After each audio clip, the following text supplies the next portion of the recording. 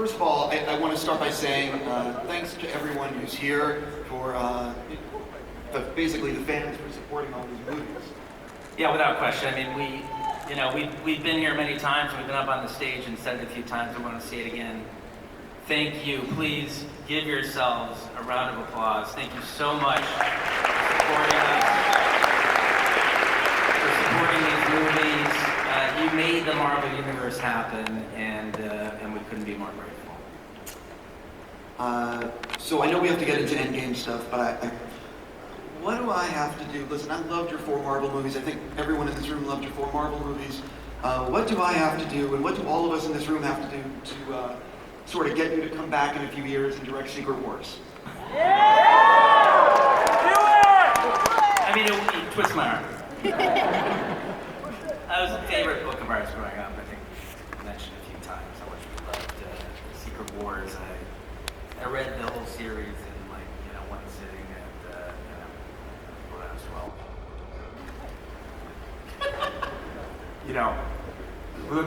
Our run at Marvel was, among the best creative times we've ever had. So, we would love to work with Marvel again, and maybe at some point in the future that makes sense, and maybe it's on Secret Wars. So I know again we have to move into Endgame, but do you envision Secret Wars as a 2-parter or a 3-parter? You really like Secret Wars, don't you? I don't know. That could be a 6-parter. It was a big book. Sure. Again, I know we have to move into Endgame, but do you think that Beyonder should be a part of the Secret Wars movie? Or do you think it could be something that from the newly acquired Fox titles? And why don't we just get Marcus and McFeely back out here and really dig into it? You guys up for a story-breaking session on Secret Wars?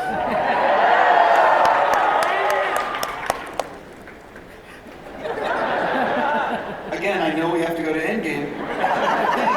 In the Secret Wars movie, that we could see like an alt version of a Tony Stark or Steve Rogers, because anything is sort of possible. No, it's not. Unfortunately, it's not. I'll leave you guys to be on Secret Wars. How does it? You guys are about $5 short of breaking Avatar's box office record. How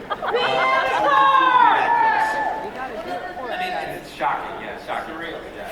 I mean, again, it goes back to the fans, the fact that people have responded to Endgame in this way, been following these characters for so many years now, and these stories for so many years. I mean, I think it's a cathartic experience for all of us to see it get to this point in the storytelling, and you saw that show up in terms of how the movie played globally. So it's a big thrill. James Cameron has always been an idol of ours. He's sort of fed our passion for filmmaking from the beginning, and so to be so close to one of his great films is really special. I'm curious, you guys, listen, I've been with you guys a number of times, and you don't fight. You guys are like simpatico. But what was the last big fight you guys had, and why? I think we got to go all the way back to, are we getting Mexican or Indian for lunch today? That was a pretty big fight. I don't know. I'm trying to think of our last big fight. Was it about the length of Captain Marvel's hair? Was that the big fight? I don't know. Was that a real fight? No, it was a discussion. It was a long discussion. Maybe a several-month discussion, but yeah, it's like... And I think it's still a discussion. I mean, to be fair, our process is, we sort of have this Socratic dialogue between ourselves. It's just point, counterpoint, point, counterpoint, point, counterpoint. And that's kind of how we saw through all of our issues. So you can look at our entire collaboration as one long argument. On Endgame, Infinity War and Endgame, who ruined the most takes and why?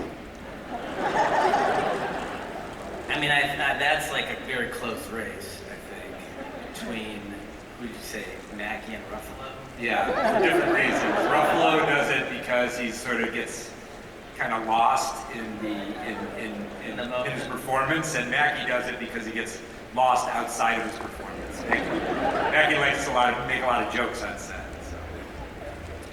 Who can always nail it in one? Scarlett. Yeah. Scarlett can always nail it. That's why she's Black Widow. Hardest VFX shot to get right in Infinity War and then in Endgame. Well, Infinity War, I think it was conceptually, it was The dusting. the dust, yes. I think that took a while to understand what it would look like, and I think we went through a really iterative process of trying to figure out visually how to represent that in a way that felt satisfying and fulfilled the idea that they were disapparating and not just falling dead. That they're, the essence of who they were was being absorbed into the universe.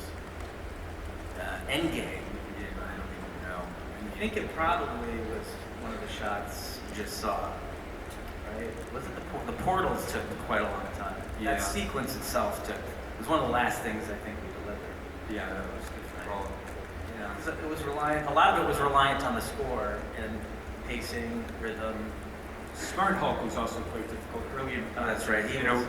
We worked on that. A long time before we started shooting, we were developing the process of how do we combine Mark Ruffalo, as Banner and the Hulk, and sort of make it find the sweet. I mean, really, all these visual effects, whether you're talking about it in terms of what happened after Thanos snaps, or what Smart Hulk is, it's really kind of trying to find a balance between what looks interesting and cool and sort of emotionally resonant and not silly. It's because you're dealing with something so fantastical. It's really hard to massage it to the point where it feels real and relatable, as opposed to sort of just something that's like just too sort of strange to accept in a moment of disbelief. What day do you wish you could relive in filming on Infinity War and Endgame? Relive. Endgame? Well, Endgame is easier. It's got to be Robert's last day of shooting on Endgame, which happened to be the I Am Iron Man line. By the way, has anyone not seen the movie? Because I don't want to be giving out spoilers. If you haven't seen it, you should leave now. The I Am Iron Man moment, I think it was very emotional because it was not only such a poetic line for Robert to have as his last line, but it was the last day, and it was on the sound stage. It was next door to the sound stage where he did his first screen test for Iron Man 12 years earlier. So it was a very... Couldn't have been more full circle. Yeah, it was a very emotional day for everyone. Yeah. Endgame? Yeah. Or Infinity War, what do you think? Relive. Maybe. I guess the first day of shooting was really interesting on Infinity War because we were dealing with. That was the first day where we had the Guardians. We were shooting on Titan, and it was the scene where Tony is trying to get everybody on the same page, but he's having trouble wrangling the Guardians. Peter Parker's there, and it was an interesting day because that was the challenge of these two movies was combining all these different franchises in a way and on a scale that had never been done before. So for our very first day to have to mix Tony Stark with Peter Parker with the Guardians, that was a very potent cocktail to begin the evening with, so to speak. I think we actually have some fan questions that were sent in. Okay. The first one is about the Hulk. Great. Love fan questions. No, all right, how many people here would think that Banner is now the smartest Avenger? Okay. Now Banner tried to solve time travel, but he didn't. Who solved time travel? Okay, how many people here think Tony is the smartest Avenger? And now, most importantly, how many of you think? I'll say this. I know there's one member of this audience, my daughter Grace, who would say that Shuri is the smartest. Shuri's the smartest Avenger. All right, next question. The next one comes from someone named Chris. So yeah, after Steve finally got his long-awaited dance with Peggy, I don't know. It's a good question. I mean, perhaps he and Peggy tried to make a baby. I think he went to the bathroom because that was it took him a long time to return all those stones. So he was holding it for a while. But it's interesting. I mean, if you think about it in terms of the sort of alternate reality question. I know there's many different theories about sort of how this stacks up, and I know Chris and Steve were just talking about some of them. Don't go there. Steve could, depending on where you go with the alternate reality, Steve could do a lot of things. Like he could go rescue Bucky from Hydra. He could he could route Hydra out of S.H.I.E.L.D. He could go find himself in the ice and figure out sort of a rotation where the two Steves can take turns and he could spend more time at home with Peggy. I don't know. Lots of stories. He had a second question. What was the second question? Most stressful movie? Yeah. Or Most stressful. You want to do that? Most stressful had to be Infinity War, right? Right. Yeah. Because we had Endgame right behind it, and I think having those two movies up against each other certainly made it very difficult to focus on those two massive stories at the same time. It was really taxing to everybody, the crew, everyone. Least stressful. Probably Winter Soldier. I think Winter Soldier was, even though it was an ensemble, it was a small ensemble, and as the movies got exponentially larger in terms of what the cast was and the scope of the story, they became more challenging just on a sort of logistical level to accomplish this, and the storytelling level became very complex. So I think that we kind of the arc got more stressful as it went. I believe we have another Chris that sent in a question. Which Chris is this? Hello, what's up everybody? Chris Hemsworth here. Slimmer version of the last time you probably saw me in Endgame. And I want to say, wow, thank you so much for the support through all of the Marvel films. But I got to say, what a way to finish, and that was just beyond all expectations, and we could not have done it without the fans. We love you guys, and I want to say thank you. And also to Joe and Anthony, the two handsome gentlemen sitting there on the stage in front of you. You guys, I want to ask you a question, right?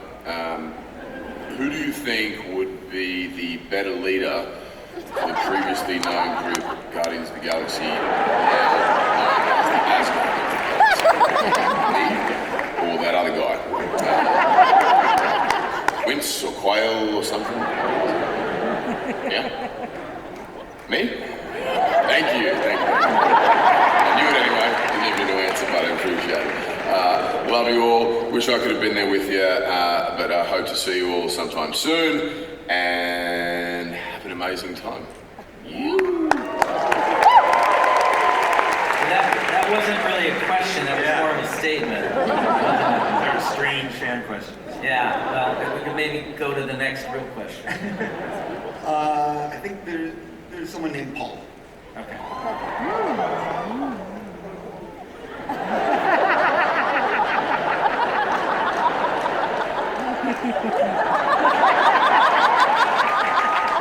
Hello, Joe and Anthony. Hello, Comic-Con. I'd love to be there with all of you, but I'm not. Joe, Anthony, I have a question. There's been some debate recently about who is the sexiest Chris. The best Chris in the Marvel universe. I don't care about best Chris. I care a little bit more about best Paul. I'm guessing number 2 is Bettany. Look, that's not why I'm phoning in this video. I have a question for you. If you had to rank best America's ass, which Chris would it be? You choose. We're not even gonna touch this one. I'm gonna make you guys answer this. All right, best America's ass. Hemsworth. Pratt. Evans. That settles it. Sorry, Paul. Okay.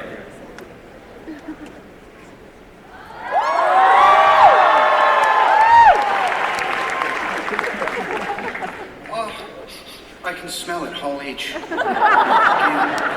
Anthony, Joe, what's up? My creative brothers and brothers in truth. You having a good time? Yeah, I bet this is a heck of a panel. I got one for you. Biggest single difference between Tony Stark with I Am Iron Man at the press conference at the end of our first, and I Am Iron Man to Thanos in Endgame.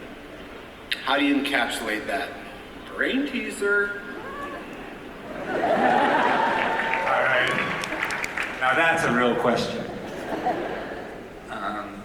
Biggest difference, I think, You could look at it a lot of different ways, but I think, we've talked about before, like the arc that Tony Stark went through, sort of beginning as this very egocentric person and sort of finally getting to a place of truly putting others in front of himself and sacrificing in that way.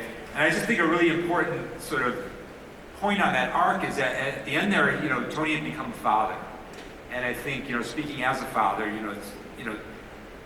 there's something that happens to you when you reach that point in life, if you reach that point in life where you are sort of suddenly aware that others have, your job in the universe is to sort of truly serve others in a way that is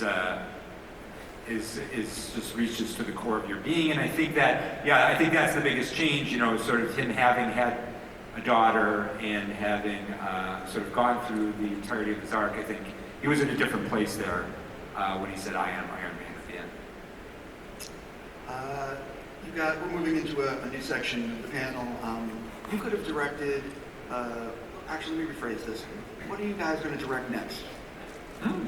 We're directing a movie called Cherry, starring a friend of ours named Tom Holland. Little logo. Oh, by the way, I like that. we're going to be putting some stuff on. It's cool, Like, it's when you like see super. logos like this during the panel, because there's a lot more coming, you can take pictures of this stuff. Just FYI. So, with Cherry, where and when are you filming this night? So We start filming in October, and this is based on a best-selling book. It's a story set in Cleveland, Ohio, where we grew up. It's a story that's very near and dear to us. A lot of the locations in the book are locations that we grew up in and around. The author of the book actually worked at the same restaurant I worked at a few years after I worked there. And so this is a story about drug addiction and the opioid crisis told in a very fascinating and frank way. And it's touched us both. It's touched our families, the crisis, and so it's a very deeply personal movie for us. This was, the gentleman who wrote the book was someone who went through the same growth arc that we did in the same part of the city that we grew up in, and had a very different experience. And we want to tell his story. I actually think we have a video that goes, maybe a little video we can play right now. And when we cast for the part, I grew up. Spider-Man, by the way, was one of my favorite characters growing up, and I really wanted to see Peter Parker played by someone very close to the age of Peter in the books. And when we found Tom, I think he was 19 at the time. So was the actor closest in age of anyone who's played the character. And he's just incredibly gifted and somebody that we want to work with on almost all of our projects moving forward. I'm just curious, is it going to be, because it's such an adult subject matter, is it going to be PG-13? Is it going to be rated R? Do you know? it will be rated R. It's a very complicated movie. It's a very mature movie, and I think it doesn't have the sort of surface level sort of entertainment value that the Marvel movies have, of course. But there are really important stories that need to be told, and Joe and I are in a position now where we can get those movies made, and we want to use that sort of capital that we've built up to tell important stories. Speaking, you guys have a production company called Agbo. I think there's a logo up there. So you're essentially, if I'm not mistaken, you guys are like studio heads now, or am I wrong? We Well, we prefer a more disruptive term than studio heads, but no, we have a company called Agbo that we founded about 2 years ago, and it functions like a movie studio does. It can finance films and greenlight movies, and Anthony and I are the chairman of the company. And really the idea for the company came about through our process with Marcus McFeely while making 4 Marvel films that we worked on together.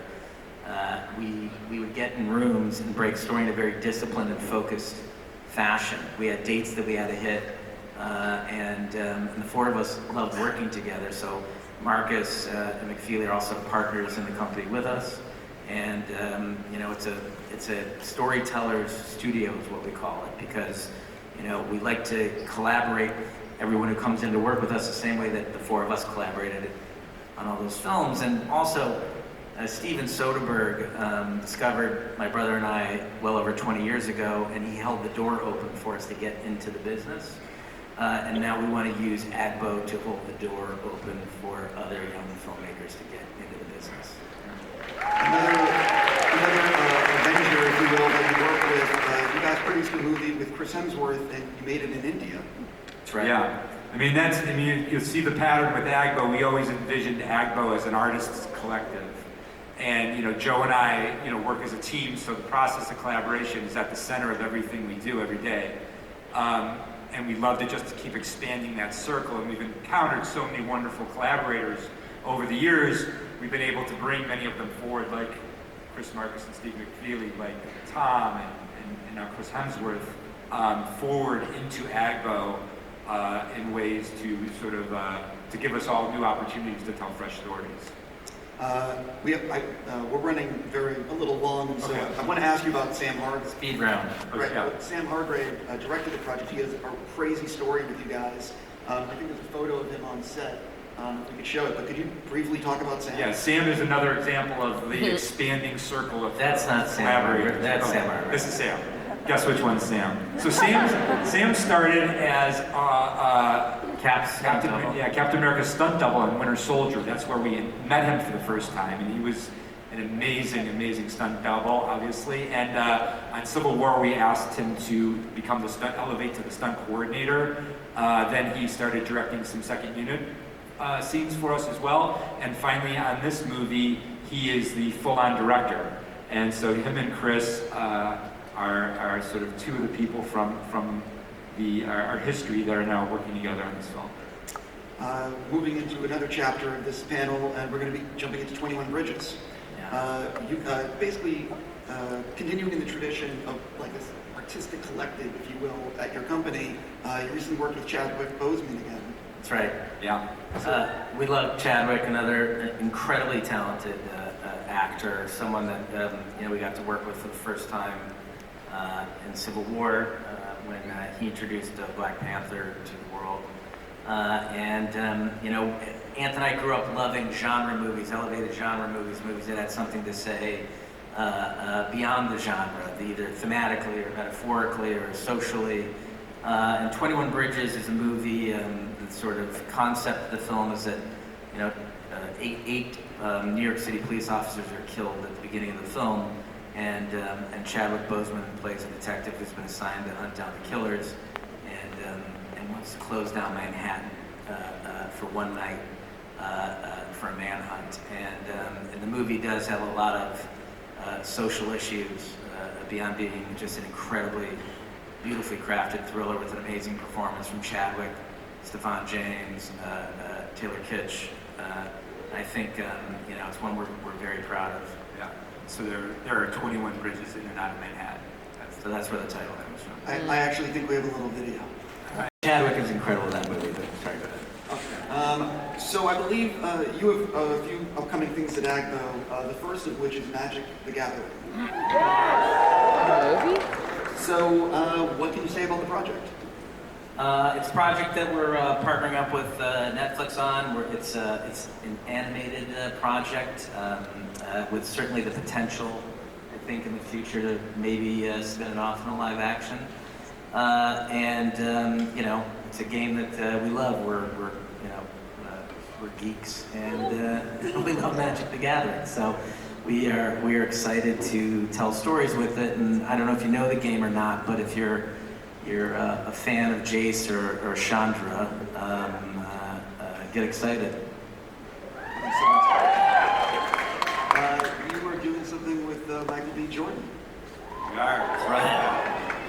Another great friend and incredible actor.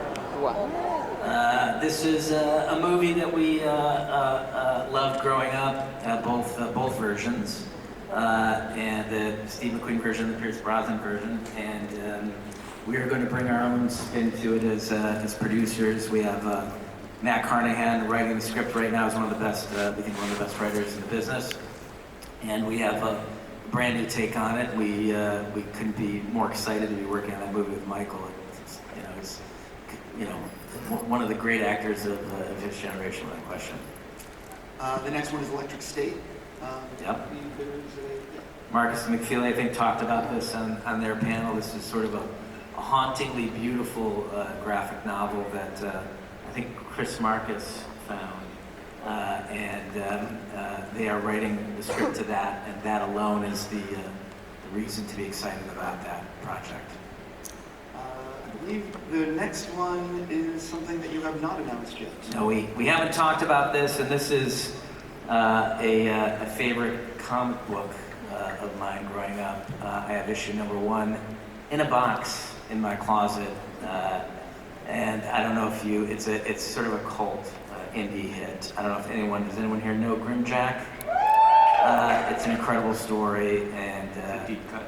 yes, it is a deep cut, and we're excited about bringing that one to life. I was going to say that I knew that was coming, and I walked around Comic-Con Wednesday night looking for back issues, thinking, I could get a jump on this, and it's impossible to find on the convention floor. So if you do find it, please get me a copy. Nice. The next one, when I heard, why don't you reveal what the next one is? Okay. Well, this was perhaps our favorite cartoon growing up. Yeah, as you can see, we love this show, and I used to race home from school every day just to watch this at 4 o'clock. I think maybe you can tell we're slowly hunting down all of our favorite IP from our childhood, and we're going to convert them into stories that we're excited about. So we got our hands on Battle of the Planets. When I learned that they got it, I let out a holy F because it meant so much to me. But I have to ask so with Battle of the Planets, with Grimjack, are either of those things you could direct, or is this producing stuff? We're producing Grimjack. Yeah. Does that mean you could direct Battle of the Planets? We'll see. Maybe. Yeah. We'll see. Is Battle of the Planets live action or animation? If we were to do it, it would be live action. Meaning if you were to direct it. If we were to direct it, we would direct it as a live action film. Do you have I'm going to pepper you on this one. Do you have a screenwriter on that yet, or is it super early days? Super early. Very early days. Yeah, very early days. Oh yeah, we're going to get thrown off stage really soon. I think that do you have something? I do. I don't know. Is there anyone in this audience that's under the age of 14? No one? Come on, there's got to be someone who's under the age of 14. Wait, I see. Yeah. I was waving. I see some hands right over there. How many people under the age of 14? To the left, it's definitely. Okay. Oh, that kid's definitely under 14. Oh, that kid's under 14. Can we do this? If you're under the age of 14, would you come up here for me? Would you mind coming up here? Only if you're under the age of 14. If you have to be escorted, please have an adult with you. Okay? Let's come right up to the gate here. As the entire room comes swirling up. Don't ruin it for the kids. Stay in your seat if you're not under 14. Oh, Wait, I thought there weren't any, but he brought little wasn't presents. any. They did. That's cute. Hundreds. Literally 7,000 people. Wow.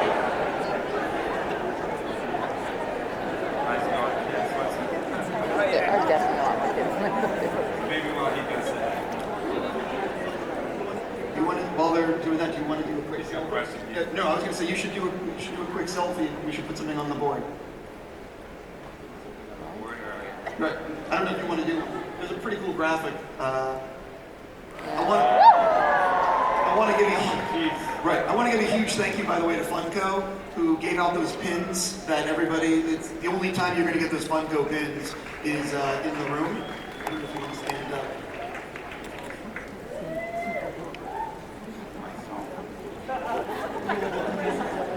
Myself.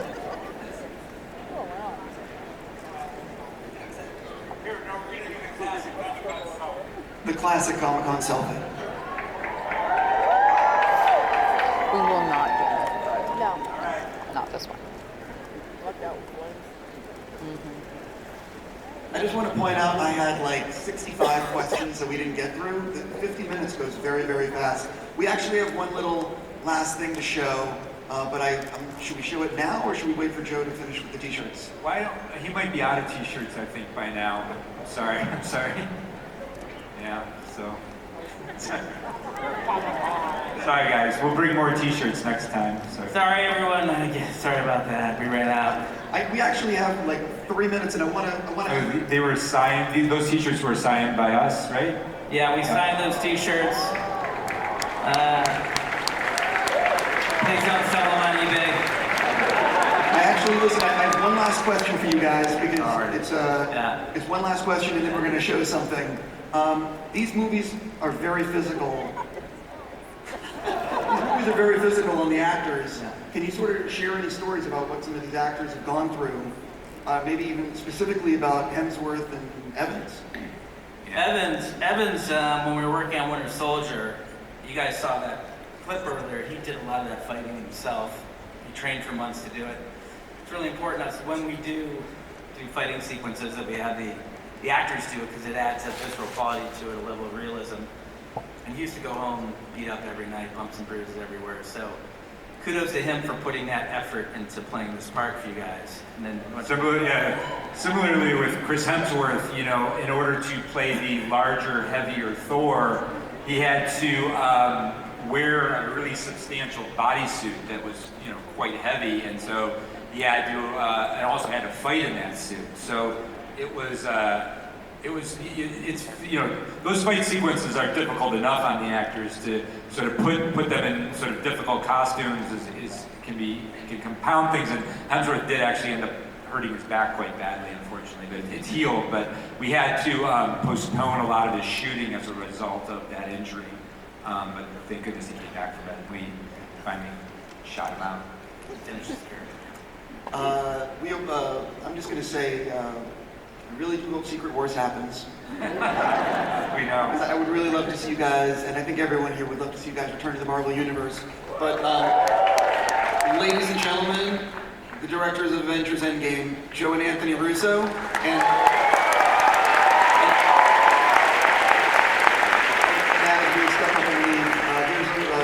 we're premiering a bonus trailer for the home video release of a certain movie that you might have heard of. Yeah. Thank you all. Thank you all. It's been really special. Thank you for coming. See you soon.